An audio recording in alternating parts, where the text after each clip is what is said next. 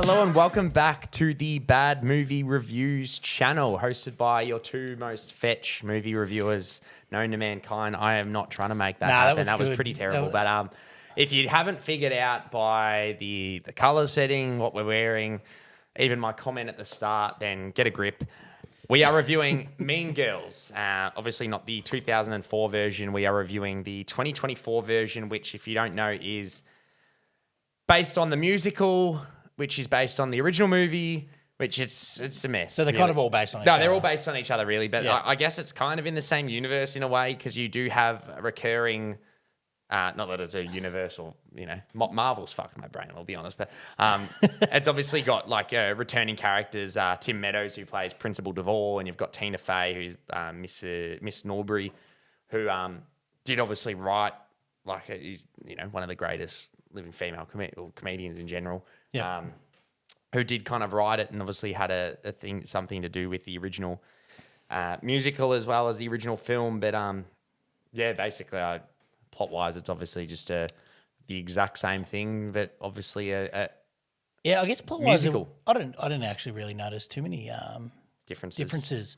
Obviously, no, you know exactly what you're getting. It's there's obviously changes here and there. Yeah. Especially it obviously kind of cater to the modern audience and modern kind of, I guess, sense of humor. Yeah. Yep. Definitely. And I'd even say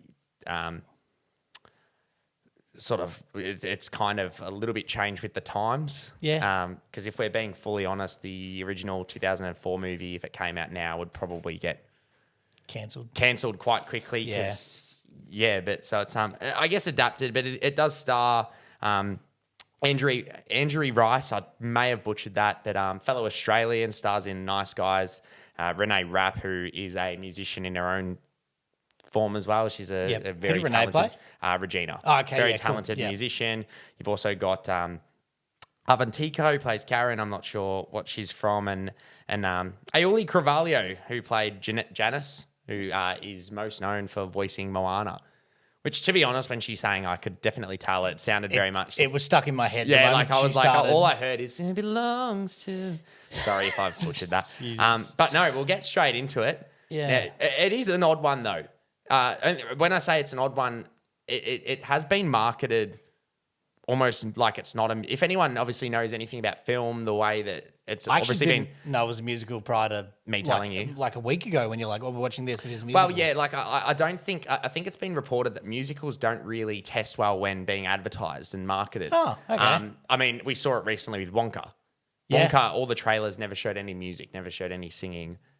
And this has done the same. But obviously we knew it because I knew it because I knew they were remaking Mean Girls, but it was more of a retelling of the musical sense. But it's just an odd one in that sense because I think visibly and audibly in our cinema, as soon as there was singing, which was straight off the bat of the film, people go, oh, like as if they were surprised. So it'll be interesting to see how that turns out, whether people like it. Like, I mean, obviously there's going to be fans of the original musical that have seen it on Broadway and know what they're getting into, but it'll be interesting to see how that kind of what feedback they get with that. But I'll be honest, I had a good time. Yeah, I actually had a better time than I thought I would, to be honest. Yeah, well, I don't know how you feel about the original film. To be honest, I think the original Mean Girls is unironically probably one of the best high school comedies ever made. Yeah.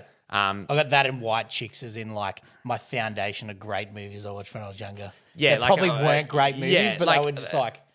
like if you watch Mean Girls now, like it's probably, I mean, we obviously grew up with it in a sense, but it's probably one of the most quoted films from people our age in general, and still is. But no, I thought they did well. I had a good time.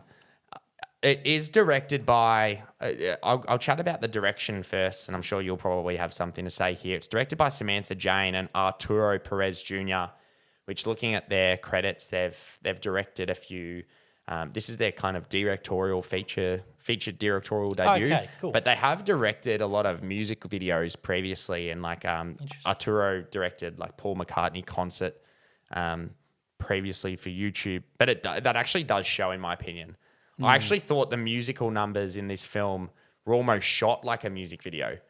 And that's not I'm not saying that is a bad thing. I actually felt like as soon as the music kicked in, the aspect ratio changed. It almost felt like a music video. There was one number in the movie by I forgot her name, Auli, which the whole take was one. It probably wasn't one take, but it was made to look like one take. I was like, like the amount of choreography and the production of each musical number really kind of shows, and I thought they did that really well. I thought it was fantastic. I thought, I thought they did that really well. I didn't, to be honest, I can't remember. It's not like I walked out. Like when I walked out of La La Land or said Moana, like those songs were embedded in my brain. Like I can't really, I don't think the musical numbers were that memorable. No, but I did think they did. They were enjoyable. Well. They were enjoyable. I did think they did them well. And I always say this, and sorry to repeat myself again, but whenever I think musicals are some of the harder things to make, just because when you're making a musical, you obviously need a catchy song, which making a catchy song is difficult in its own right.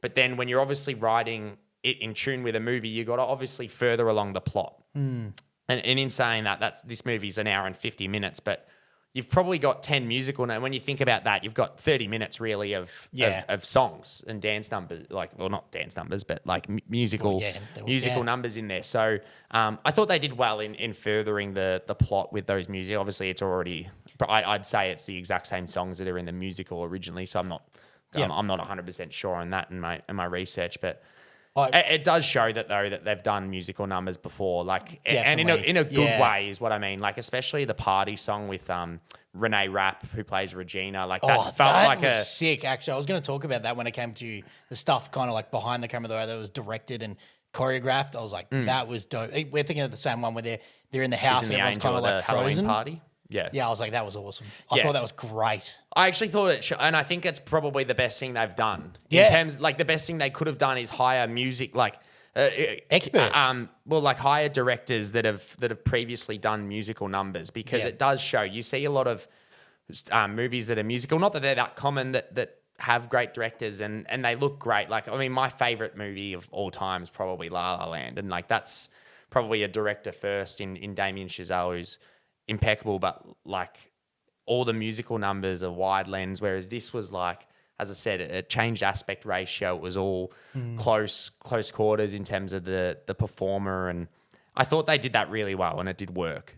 In terms of the performance, I actually thought everyone was quite good here, to be honest. Yeah, I thought Andrea, as I said, who played Katie, was really good. Renee Rapp, I'm not sure if she's acted before. I'm very familiar with her music. She's very popular.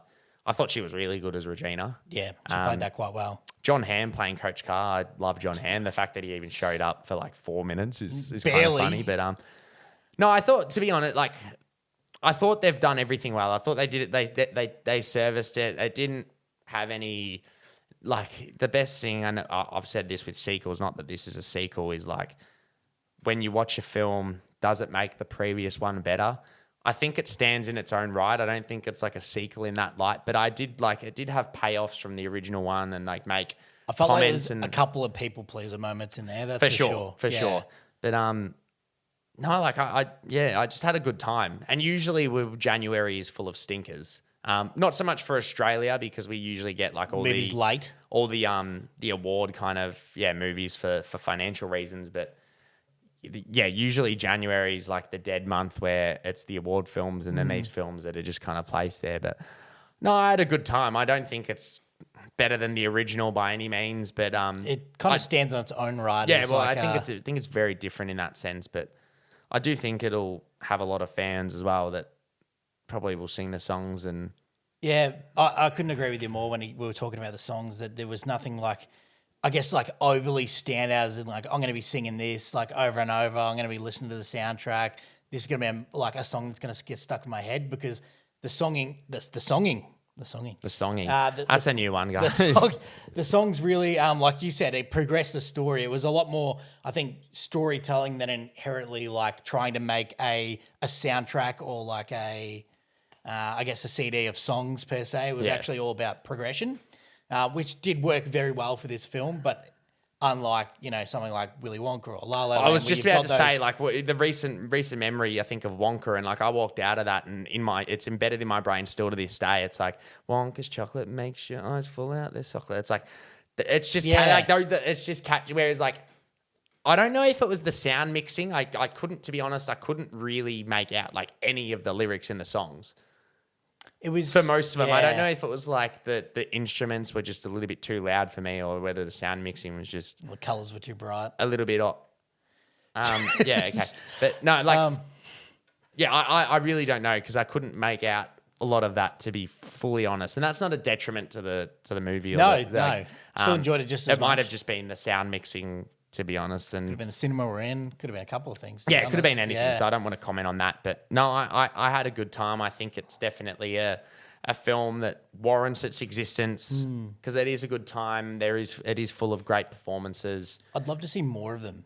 It was actually what I was thinking pretty early on in the film. It probably would only been about 20 minutes in. We probably only had 2 song numbers by then. The original one. And then More song numbers, you mean, or more of these characters? More of these characters, not inherently characters, but the singers, the actors, like that. Some of their moments that we're singing, I was like, their voices are gorgeous. They're portraying like something excellent here. Like you put them with like a 10 out of 10, I guess, plot, story, and something where they could really like put their full heart and emotion in it. I could see something next level, because they performed out of their skin when I thought it came to the singing aspects. Yeah. Well, Renee Rapp, who plays Regina's has been in one TV show, I think, called The Sex Lives of College Girls or something. Yeah. Which actually isn't a bad show, but that's probably her only like acting thing that she's done. Apart from that, like, she's a bona fide pop star, really. Well, And it was Aioli, notable. You could see it. and Aioli Cravolio. Obviously, we've seen her musical chops, and I thought she was probably the one performer of them where her songs really stood out and her voice really stood out, just because that was probably the one that I could really tell what they were saying, because I thought the vocal range and the projection was unreal. But no, I can't really fault the film. I didn't That was like enjoyable. it. There were people in the cinema who obviously had a lot more fun than we did, but I think that's just due to probably the target audience and the jokes, and I'm sure they'll have a great time. And I had a good time. I had a good time too, I had yeah. a good time, and I definitely did enjoy it. And I'm sure if you like the original film, you're probably going to like this. The only thing it probably really hangs on is if you enjoy musicals. Yeah, I agree. But It's not your there's thing. still enjoyment, whether you take the musical numbers out of it. There still are some good jokes, some funny comments, and definitely sort of dialogue that's sort of catered towards more the modern audience, which I think they probably enjoy, with some a that couple of stuff still goes throwbacks. over my head as always. Yeah, you live in 2000, but I do. No, if you did like the film, which I think it comes out tomorrow in Australia, but in a couple of days in America.